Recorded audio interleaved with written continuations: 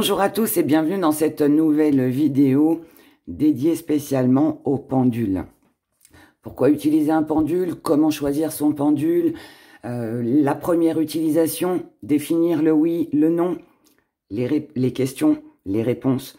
On va tout découvrir ensemble dans cette vidéo. Le premier point, c'est pourquoi utiliser un pendule? Pour trouver des réponses, peut-être des solutions, pour faire des choix, pour retrouver un objet ou une personne perdue ou disparue, pour définir le taux de négativité d'un lieu ou d'un objet que vous venez d'acquérir, ou même d'une personne aussi, et puis aussi pour détecter s'il y a la présence éventuellement d'une entité dans un lieu. Comment choisir son pendule? Le pendule doit vous attirer. Il doit vous plaire pour plein de raisons. Parce que vous aimez la matière, parce que vous aimez sa forme, sa couleur, parce qu'il est en pierre, en bois, en métal, peu importe. Mais il doit vous attirer. C'est un peu comme un partenaire amoureux. Vous devez avoir un coup de foudre avec votre pendule. Ça, c'est important. Si vous en possédez plusieurs, il est préférable de leur donner une fonction à chacun. Par exemple, moi, dans mon cas, tous les pendules que j'ai qui sont en bois, je vais plus m'en servir pour détecter la négativité d'un objet, pour repérer une entité dans un lieu. Voilà, je vais m'en servir pour ça. Parce que le bois, il absorbe les énergies, donc je trouve qu'ils sont beaucoup plus réactifs en fait par rapport à ça. Donc moi je les utilise comme ça, mais bon après hein, vous pouvez faire autrement. Tous les pendules qui sont en pierre, bien ceux-là, moi je préfère les utiliser pour les questions-réponses, pour le oui, le non, le peut-être. Et tous les pendules qui sont en métal ou qui possèdent aussi un réservoir, on en parlera en fin de vidéo. Eh bien, ces pendules-là, je m'en sers plus pour quand j'ai perdu un objet ou quand je dois retrouver quelque chose ou quelqu'un. Voilà. Donc ça, c'est important. Et ce qui est important, en fait, c'est important de faire ça parce que vous évitez, en fait, de mélanger les énergies. Si moi, j'utilise toujours ce pendule-là pour détecter de la négativité dans un lieu et qu'après, bah, je lui pose des questions, c'est pas que c'est perturbant, mais ça peut.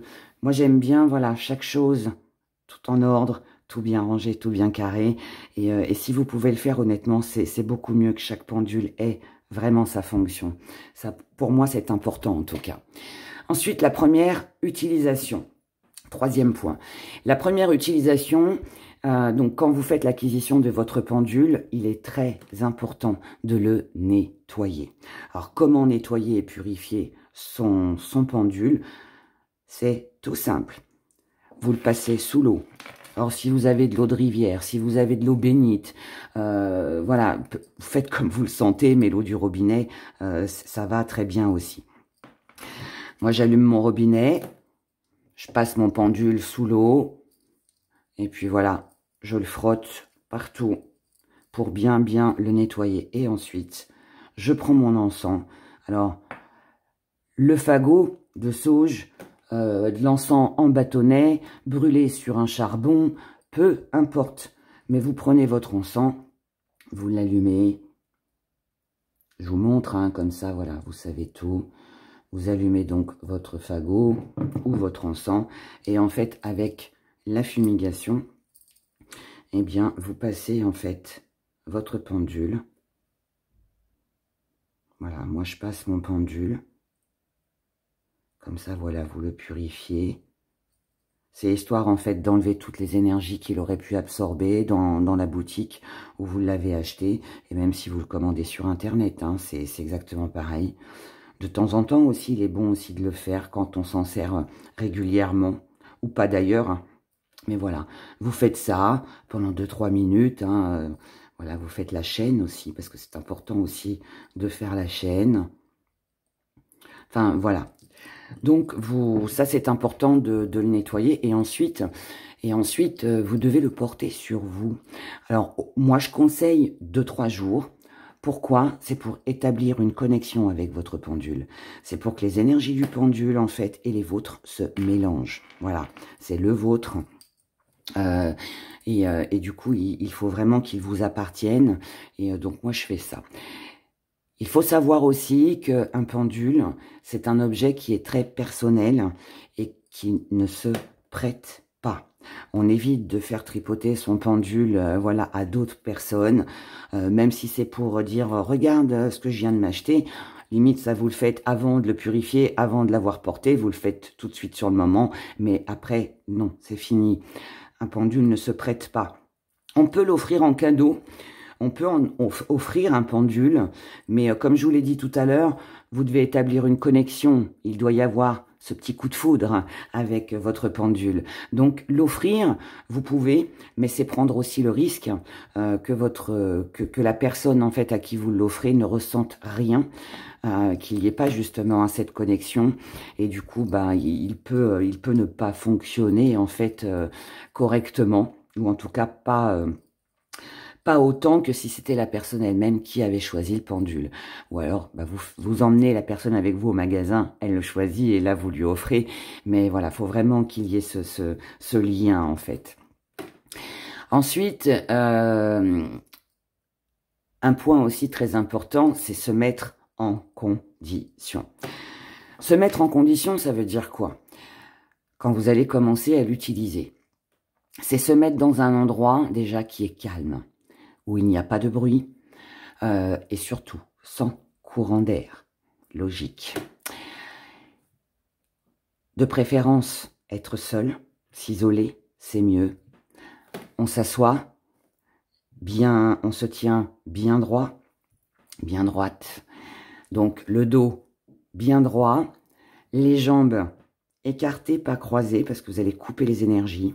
Donc les jambes un petit peu légèrement écartées, les pieds bien à plat sur le sol pour être bien ancrés à la terre. Ça, c'est important. Et le plus important, je dirais, c'est vider son esprit. Parce que si vous ne faites pas le vide dans votre esprit, qu'il y a... le pendule, faut pas s'en servir quand on est fatigué, quand on est stressé, quand on est, voilà, une pile électrique. C'est pas bon. C'est pas bon parce que vous allez influencer votre pendule. Donc, il est vraiment très important de faire le vide dans votre esprit pour justement ne pas influencer votre pendule. Ce qui n'est pas toujours évident à faire. Mais bon, avec de l'entraînement, on y arrive. Voilà, on y arrive. Ensuite, un point toujours important, c'est comment tenir son pendule. Alors, comment tenir son pendule? Déjà, vous devez tenir votre pendule dans la main dominante. Qu'est-ce que c'est la main dominante? Si vous êtes droitier, droitière, main droite. Et si vous êtes gaucher, gauchère, vous tenez votre pendule de la main gauche. Moi, je suis droitière, donc je tiens toujours mon pendule de la main droite. Ensuite, un pendule se tient entre le pouce et l'index. Ça, c'est important. Alors, du bout de la chaîne, en laissant un peu la chaîne pendre. Ça, c'est vous, comment vous le ressentez. Il y a des gens qui, je sais, voilà, aiment bien le tenir comme ça. Moi, personnellement, je laisse un tout petit peu de chaîne. Mais je préfère, voilà, quand il y a de la longueur. Mais ça, après, hein, c'est à vous de voir. Ce qu'il faut pas, c'est, voilà, faire comme ça, entourer la chaîne autour de vos doigts, ou alors le prendre comme ça, hein, dans la main. Non, non, pouce, index.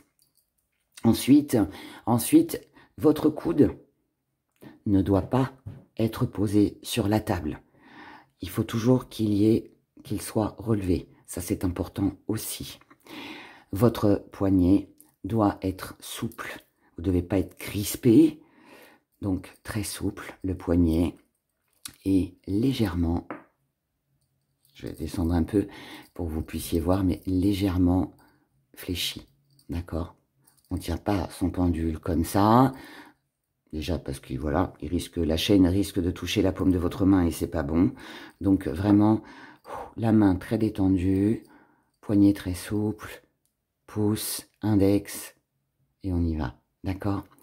Ce qui est important aussi, quand vous allez l'utiliser, que vous posez une question, que vous faites une recherche, peu importe, il faut que votre pendule soit à 10 cm de la table. Ça, c'est important, d'accord? Il faut toujours qu'il y ait un espace de 10 cm. C'est pour ça que souvent, dans les vidéos, quand je fais le pendule, vous ne voyez pas en fait ma main, parce que je la passe voilà, au-dessus de la caméra pour justement qu'il y ait ces 10 cm entre la table et le pendule. Donc ça, c'est aussi quelque chose de très important. Ensuite, quatrième point, comment définir le oui, le non et le peut-être. Alors, aussi étrange puisse paraître, mais ce n'est pas vous qui allez décider du oui, du non ou du peut-être. Tous les pendules ne répondent pas oui en tournant, en faisant un cercle et en tournant dans le sens des aiguilles d'une montre. Ça, c'est faux. Tous les pendules ne répondent pas non de cette façon, etc., etc. Et pour celles et ceux qui me suivent, si vous vous en souvenez, ce pendule-là, je vous le dis souvent quand je m'en sers, que lui, il ne répond pas oui comme ça, il répond oui en se balançant comme ça, voilà. Donc là, on va découvrir justement comment définir tout ça. Eh bien, c'est très simple, c'est un petit exercice. Donc là, la première chose que vous allez faire avec votre pendule, une fois qu'il sera nettoyé, purifié, tout ce qu'on vient de voir ensemble, vous prenez votre pendule. Bon, je vais le faire bouger, parce que bon, il faut que je vous montre. Mais vous prenez votre pendule et puis vous lui demandez de vous montrer le oui. Donc votre pendule va tourner comme ça, comme ça, comme ça. Enfin, voilà, peu importe la manière dont il va vous montrer le oui. Donc vous lui demandez de vous montrer le oui. On va le faire, ce sera mieux. On va le faire. Donc, merci de me montrer le oui.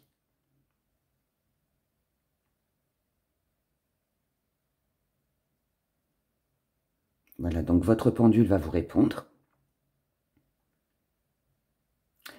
Merci de te stabiliser. Merci de me montrer une deuxième fois le oui.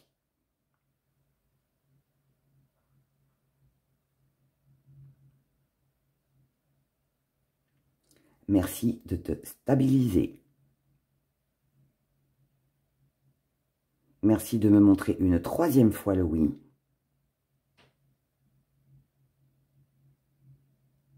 Merci de te stabiliser. Voilà. Donc là, une fois que vous avez fait cet exercice 3 fois de suite, il faut vraiment le faire 3 fois et il faut surtout que votre pendule réponde 3 fois, bien évidemment, de la même façon. Si tel n'est pas le cas, c'est que ou vous n'êtes pas dans une bonne position, vous n'avez pas fait le vide dans votre tête, que vous êtes dérangé par du bruit ou autre chose. Mais voilà, donc c'est pour ça que c'est important. Donc vous faites ça 3 fois de suite. Et vous répétez l'opération avec le non. Donc pareil, vous lui demandez de vous montrer le non. Donc moi le mien, enfin en tout cas celui-là va répondre en se balançant comme ça. Vous lui demandez, alors toujours dire merci, merci. Merci de te stabiliser. Il faut vraiment qu'il se remette droit, d'accord? Ensuite, vous recommencez une deuxième fois, une troisième fois. Et ensuite, vous lui demandez de vous montrer le peut-être. Parce que ça, c'est important. Donc, votre pendule va tourner forcément d'une façon différente, comme je viens de vous le montrer pour le oui. Donc, 3 fois, on fait le oui. 3 fois, on fait le non. 3 fois, on fait le peut-être. S'il a répondu 3 fois de la même manière pour le oui, 3 fois pour la même manière pour le non, et qu'il répond qu'une seule fois ou 2 fois de la même façon pour le peut-être, vous recommencez le peut-être. Le oui, c'est bon, il est établi. Le non, il est établi. Vous recommencez uniquement, bien évidemment, là où vous n'avez pas eu la réponse pendant 3 fois de suite. D'accord? Donc ça, c'est important. Et une fois que tout ça c'est fait, eh bien là, vous pouvez commencer à poser votre question. Alors, la question doit être claire, nette, précise. Sinon, vous n'obtiendrez pas de réponse nette, claire et précise. D'où l'importance du peut-être, d'ailleurs. Mais c'est peut-être aussi qu'il n'y a pas de réponse à obtenir. Hein. Mais je vais vous donner un exemple. Si vous demandez à votre pendule, allez, est-ce que Monsieur X a des sentiments pour moi? Votre pendule, il va vous répondre oui. Pourquoi? Moi, j'ai des sentiments pour mes abonnés. J'ai des sentiments pour mon chien. J'ai des sentiments pour mes enfants. J'ai des sentiments, voilà, pour les objets ésotériques que j'affectionne. Donc, en fait, vous allez croire que c'est oui, alors ça y est, il m'aime, il est amoureux. Mais non, en fait, non. Vous allez fausser, enfin, c'est pas que c'est faussé, la réponse est bonne, en fait.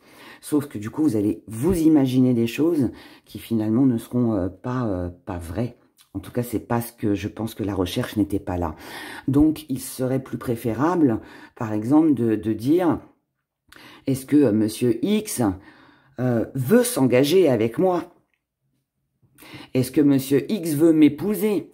Est-ce que Monsieur X envisage de vivre avec moi? Vous voyez, quelque chose de plus concret. Donc ça, c'est important, la question est très importante. Il y a aussi une chose aussi qui est importante, c'est la date. Alors, on n'est pas obligé de le faire pour tout, mais pour les questions-réponses, c'est bien. Rappelez-vous, dans les vidéos des énergies, des prévisions de la semaine, je dis toujours, quand j'utilise le pendule, merci de répondre à mes abonnés pour la période du telle date à telle date. Voilà. Ça, c'est important parce que on va reprendre l'exemple de Monsieur X. Monsieur X peut avoir envie de s'engager aujourd'hui avec vous. Là, sur cette semaine, parce qu'il est amoureux. Peut-être aussi sur une durée d'1 mois. Mais peut-être que dans 6 mois, l'envie sera passée. Il se sera peut-être passé un événement qui aura fait que, vous voyez. Donc du coup, de mettre des dates, c'est bien. C'est un peu comme quand on tire les cartes. Voilà, quand je fais les signes astrologiques du mois, ou de la semaine, ou du week-end, je demande à mes cartes pour la période, pour le mois de... Voilà.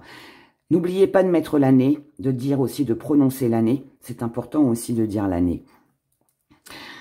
Parce que sinon, vous pouvez très bien avoir une réponse. Voilà, si là, c'est pour le mois d'avril, il peut vous donner une réponse, mais pour l'avril de l'année prochaine. Hein. Donc, vous allez vous dire, ah, mais mon pendule, il marche pas. Il m'a dit oui, mais voilà. Donc, la date est importante. Donc, voilà. Donc, tout ça, c'est des choses vraiment à penser et à faire pour vraiment avoir une réponse très précise. Ensuite, les réponses. Alors, les réponses. Les réponses, il faut savoir que si votre pendule, lorsque votre pendule va vous dire oui, s'il nous fait, alors sans hésitation, il part et nous fait un grand oui. Alors, je répète, hein, que ce soit comme ça, peu importe. Hein, c'est en fonction de comment il vous a montré le oui. Hein. Donc, si il part très rapidement et qu'il tourne très rapidement, alors là, c'est sans hésitation. Vous pouvez être sûr que votre réponse, c'est un grand oui. Les choses peuvent aussi arriver très rapidement. Donc là, on est dans une confirmation totale. Si, à l'inverse, il vous dit oui, mais avant de vous dire oui, on voit bien qu'il se balance un peu, que c'est un petit peu fébrile. Il finit par faire un oui, mais bon, c'est un léger oui. Si c'est ça, la réponse reste oui.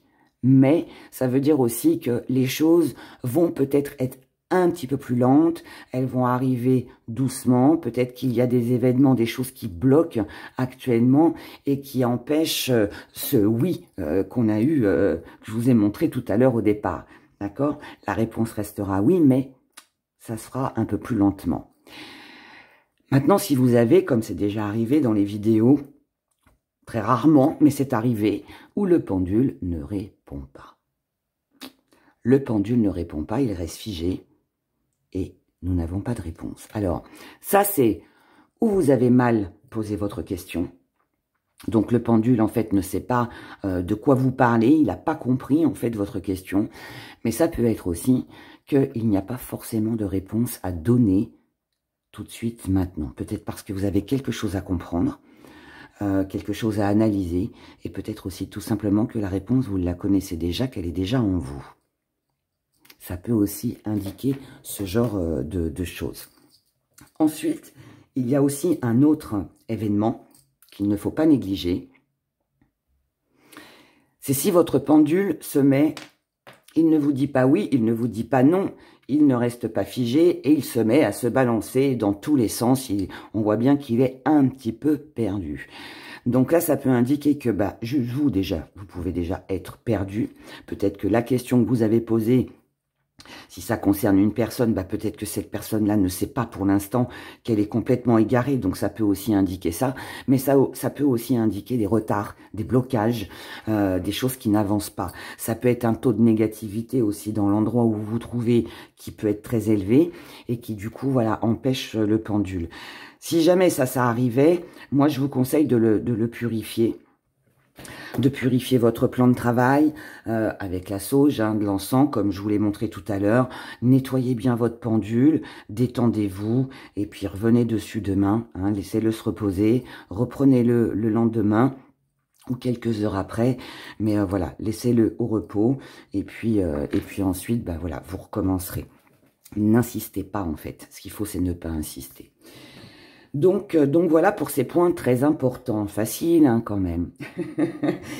Et le dernier point que je vais aborder avec vous, je vais vous parler alors du pendule à réservoir. Alors je vous montre pour celles et ceux qui ne connaissent pas. Alors celui-là est en pierre, en tourmaline noire. Souvent vous les trouvez en métal, les pendules à réservoir. Pendule à réservoir, à quoi ça sert? Les objets perdus, voire même les personnes perdues, disparues. Alors, si c'est un objet que vous avez perdu dans la maison ou dehors, il suffit juste, voilà, alors moi c'est ce que je fais, en tout cas. Un petit bout de papier, tout petit, vous vous doutez bien, le réservoir n'est pas très grand. Petit bout de papier, vous marquez le nom de l'objet sur votre pendule, enfin sur votre papier, pardon, vous mettez votre petit bout de papier à l'intérieur, vous vissez, et ensuite, prenez votre pendule et vous lui demandez de retrouver l'objet qu'il y a à l'intérieur. Alors, votre pendule, là, il ne va pas vous faire du oui, du non, du peut-être. Votre pendule, en fait, va commencer à balancer. C'est pour ça que c'est important de donner une fonction à ces pendules. Donc, il va commencer à balancer. Bon, là, je vais le faire bouger pour vous montrer. Mais, par exemple, je lui demande de me retrouver ma pierre de labradorite. Donc, je suis ici, dans ma pièce, dans mon jardin, dehors, peu importe. Mon pendule va commencer à faire ça. OK. Donc là, je vais aller de ce côté-là. Vous allez me dire, Héra, mais on peut aussi aller de l'autre côté. Alors, on va commencer par là. Mon pendule, donc, me fait ça. Je me dis, bon, là, c'est droite ou c'est gauche? Bon, je vais aller à droite. Le pendule va s'arrêter. Votre pendule va s'arrêter. Et il va refaire ce même mouvement. Donc là, bien évidemment, vous allez comprendre qu'il faut aller de l'autre côté. Donc, il va faire comme ça. Alors, de temps en temps, vous vous arrêtez, pour laisser votre pendule réfléchir et puis pour pas aussi être perturbé. Parce que bon, enfin, c'est pas perturbé, c'est que vous allez bouger, forcément, vous allez marcher. Donc, c'est important de temps en temps de faire des pauses, de s'arrêter et on continue. Et donc, votre pendule va se diriger et jusqu'à ce que l'objet, en fait, il va vous amener à votre objet. D'accord? Donc, ça, c'est bien. Maintenant, si c'est pour retrouver une personne, alors, vous pouvez utiliser une carte de France, du monde, de votre village, voilà, peu importe.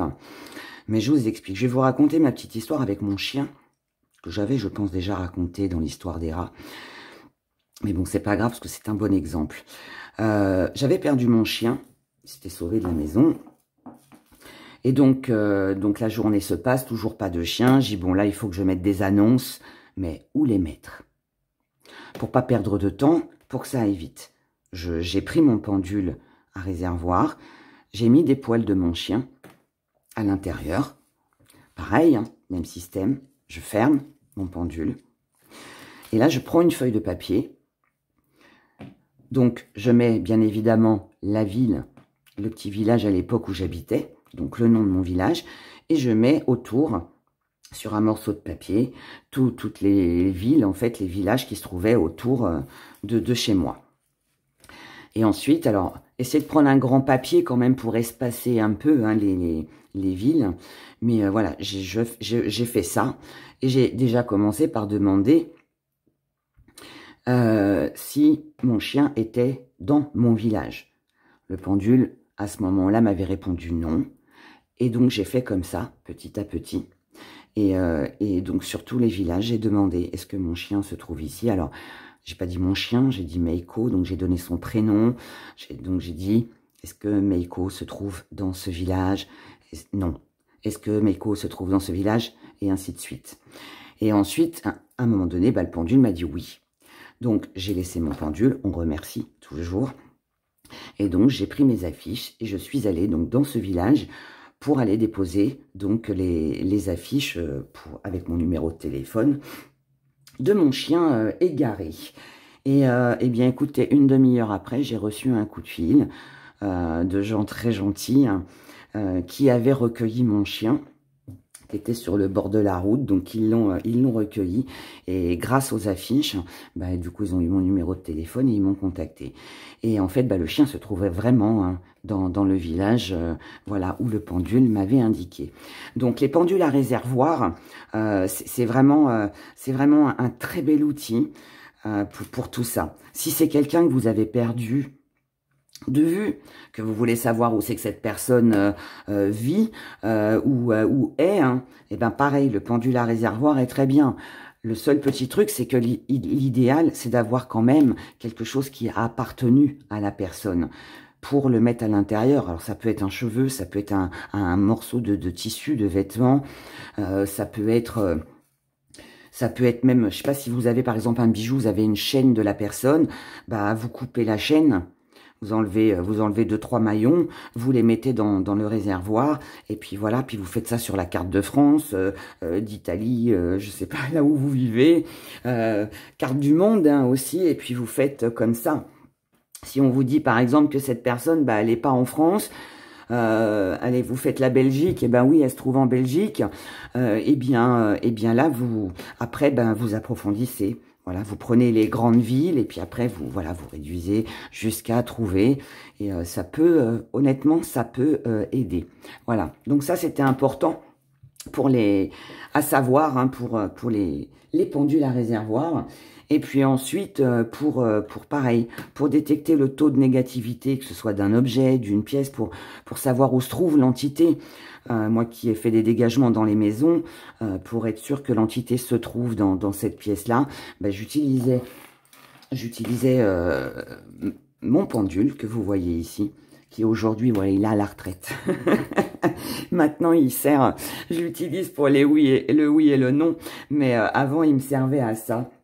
Mais bon, il est fatigué, il est vieux, donc je laisse se reposer maintenant. Mais du coup, eh ben, c'est exactement le même système que quand on a perdu ou qu'on veut retrouver un objet. En fait, ben voilà, vous le prenez. Alors, si c'est, par exemple, je sais pas moi, vous voulez savoir si votre pierre, là, est-ce qu'elle a besoin d'être chargée? Prenez votre pendule. Vous demandez à votre pendule, est-ce que ma pierre de labradorite a besoin d'être chargée? Voilà, il va vous dire oui, il va vous dire non. Comme ça, vous savez. Est-ce que le bureau de Hera a absorber de la négativité. Voilà, vous faites ça.